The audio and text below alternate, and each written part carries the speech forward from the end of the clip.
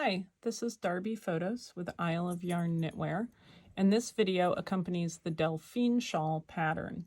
Today I'm going to talk about the stitches we use in the pattern and the use of stitch markers to make it. The sample is knit up in this beautiful Better Breakfast DK from Bare Naked Wools. I strongly recommend this yarn. It fluffs up beautifully when you block it and is so soft. So here we are at the very beginning, I'll show you, of the pattern down here at the base. And the pattern is made up of these repetitions of the scale stitch. This is one repetition here, and this is the second repetition here. And my test knitters let me know that they found it much easier to follow the pattern when they use stitch markers to separate the repetitions. I know that stitch markers can be a little controversial and not everybody uses them. So they aren't indicated in the pattern except at the beginning and the end of the row where the pattern has instructions for the use of stitch markers. But if you choose to separate the repetitions, then you can go ahead and add stitch markers, but understand that they are not referred to in the pattern. I strongly recommend that you use stitch markers that contrast highly from the stitch markers recommended by the pattern. So this one here at the beginning of the row and this one here at the end of the row. And then this is the one I'm using to separate the repetitions. This is the very beginning. I've done the first few knits and purls rows that form our border, and I am now on row 11 of set 1 for the pattern, and I'm just going to run through the stitches so you can see which ones I use. The first thing we do is our border that consists of just knit and purl stitches.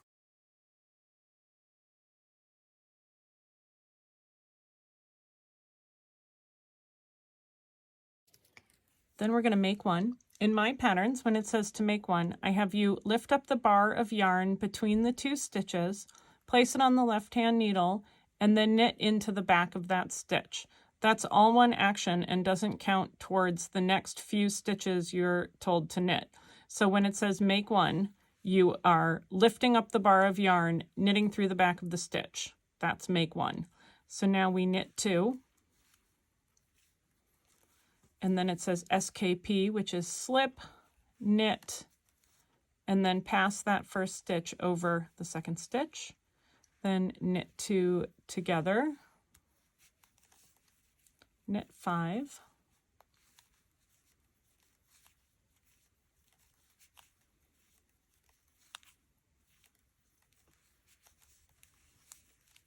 make 1 again,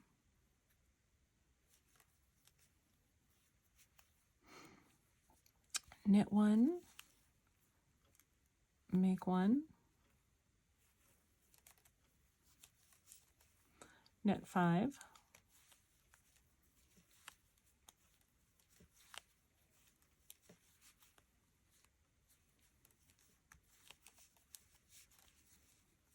SKP, slip, knit, pass, then knit 2 together,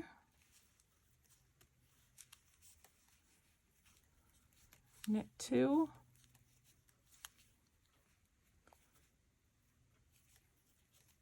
make 1, knit 1. And so that's one repetition of row 11 of our pattern. And you can see the scales starting to emerge that will eventually cover our whole shawl. Now I'm going to knit through the second repetition, and then I'm going to show you how to cast on to increase the size of your shawl.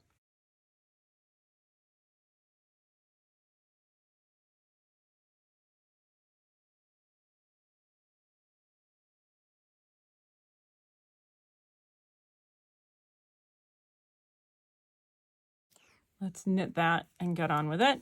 Okay, so now that we've worked through all 11 rows of set 1, it would be time to move on to set 2. Halfway through set 2, you would add 12 stitches to each end of your shawl to make it bigger. I'm going to show you how to add those stitches. You can do whatever works for you as long as you get 12 stitches on there.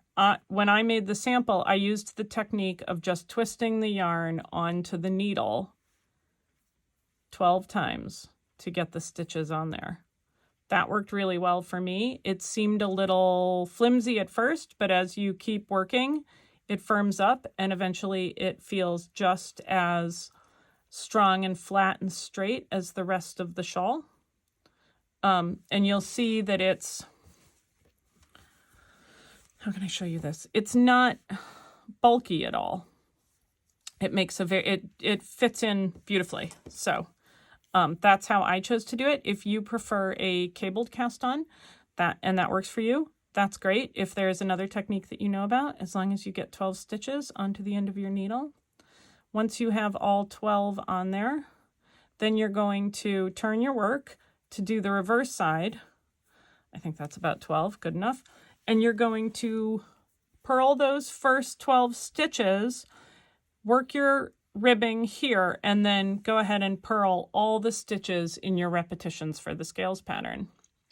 And that's all there is to it. Thank you for watching and have fun knitting your shawl.